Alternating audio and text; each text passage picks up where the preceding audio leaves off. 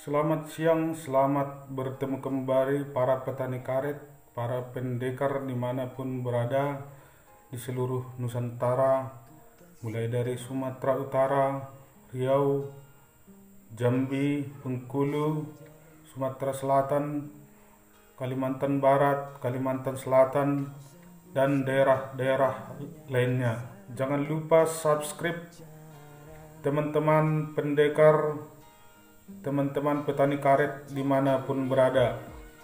Semoga kita sehat selalu dan harga karet akan terus naik hari demi hari, dan petani karet beserta para pendekar akan semakin Jadi kali ini kita akan membahas faktor-faktor apa saja yang dapat mempengaruhi naik turunnya harga karet dunia maupun naik turunnya harga karet di Indonesia.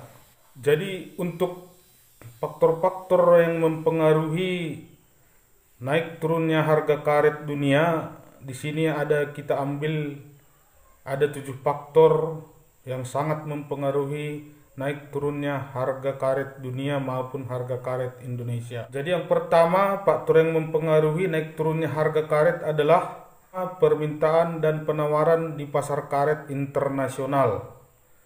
Jadi perlu kita ketahui bahwa produk karet dunia itu tidak tertumpu hanya pada satu negara, tetapi ada 3 negara yang menjadi pensuplai karet terbesar di dunia, yaitu Thailand, Indonesia, Vietnam, yang menguasai sekitar 60% dari produksi karet dunia.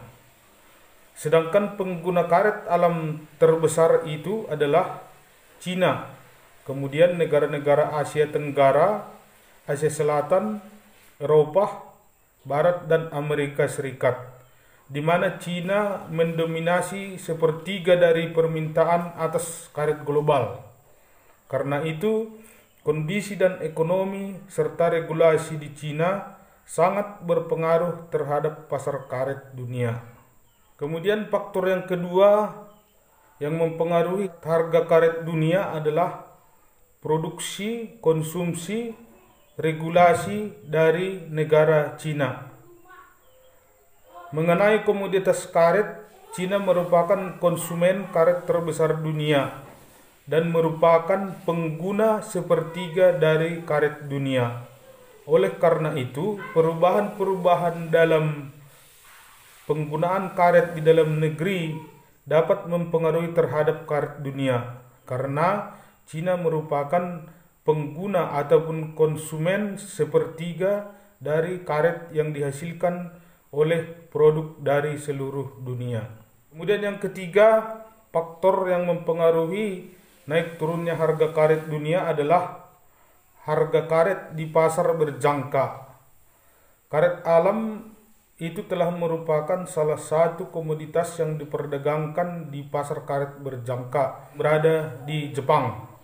Kemudian Singapura itu ada juga Sikom. Di antara transaksi tersebut, Tokyo dan Singapura mencakup pangsa pasar terbesar, sehingga karet dunia itu berpatokan pada harga yang dihasilkan dalam perdagangan di kedua bursa tersebut. Jadi harga karet tadi juga dipengaruhi oleh pasar berjangka. Kemudian yang keempat, produksi dan penggunaan karet. Jadi pada saat ini kita ketahui ada pula itu karet sintesis yang terbuat dari polimer turunan minyak mentah. Jadi antara karet alam dan karet sintetis itu merupakan saling melengkapi dalam pembuatan produksi barang-barang seperti ban dan yang lainnya. Dalam pembuatan berbagai produksi, apabila penggunaan karet sintesis meningkat, maka akan mengurangi permintaan karet alam. Dan harga karet sintesis sangat dipengaruhi oleh harga minyak mentah. Kemudian yang kelima, perkembangan industri pengolahan karet. Misalkan ban dan industri otomotif. Jadi perlu kita ketahui bahwa pengguna utama komoditas karet itu adalah industri ban dan industri otomotif. Karena itu harga karet sangat dipengaruhi oleh naik turunnya permintaan kendaraan di dunia. Jadi jika permintaan kendaraan di seluruh dunia itu tinggi, maka sangat ada hubungannya dengan kenaikan harga karet. Dengan naiknya permintaan otomotif, maka permintaan ban akan semakin tinggi, kemudian permintaan karet akan semakin besar. Yang keenam adalah faktor alam, di mana kondisi alam atau cuaca di suatu negara, terutama negara produsen utama penghasil karet dunia seperti Thailand, Indonesia, Malaysia, sangat mempengaruhi harga karet dunia. Misalkan suatu negara, misalnya Thailand, mengalami kekeringan yang cukup parah di sebagian besar daerah sentra penghasil karet, maka secara otomatis akan berpengaruh kepada suplai karet di dunia dan dapat mempengaruhi naiknya harga.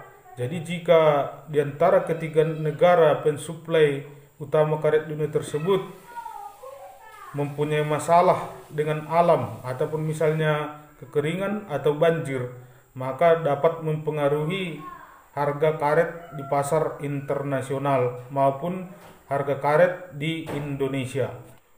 Jadi yang berikutnya adalah faktor kurs atau palas.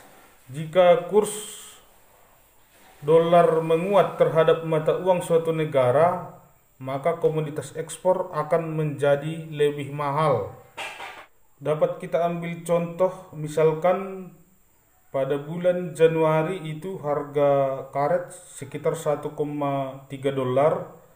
Kemudian nilai kurs dolar ke rupiah itu adalah 1 dolar 14.000 rupiah. Maka jika kita kalikan 1,3 dikali 14.000, maka hasilnya adalah 18.200. Misalnya untuk bulan berikutnya, bulan Februari, harga karet itu berada pada posisi yang sama 1,3 dolar, tetapi nilai kursnya sudah berada pada posisi 14.400. Berarti kalau kita kalikan, maka 1,3 dolar dikali 14.400 itu sama dengan 18.720. Jadi nilai kurs itu ada mempengaruhi terhadap suatu harga karena karet merupakan salah satu komoditas ekspor. Sekian mungkin penjelasan singkat yang dapat kita berikan mengenai faktor-faktor apa saja yang dapat mempengaruhi naik turunnya harga karet alam dunia. Jadi jika harga karet alam dunia naik, maka secara otomatis akan menaikkan harga karet di Indonesia. Demikian juga sebaliknya, jika harga karet dunia turun, maka secara otomatis harga karet di Indonesia juga akan turun. Demikianlah mungkin penjelasan singkat yang dapat kita berikan.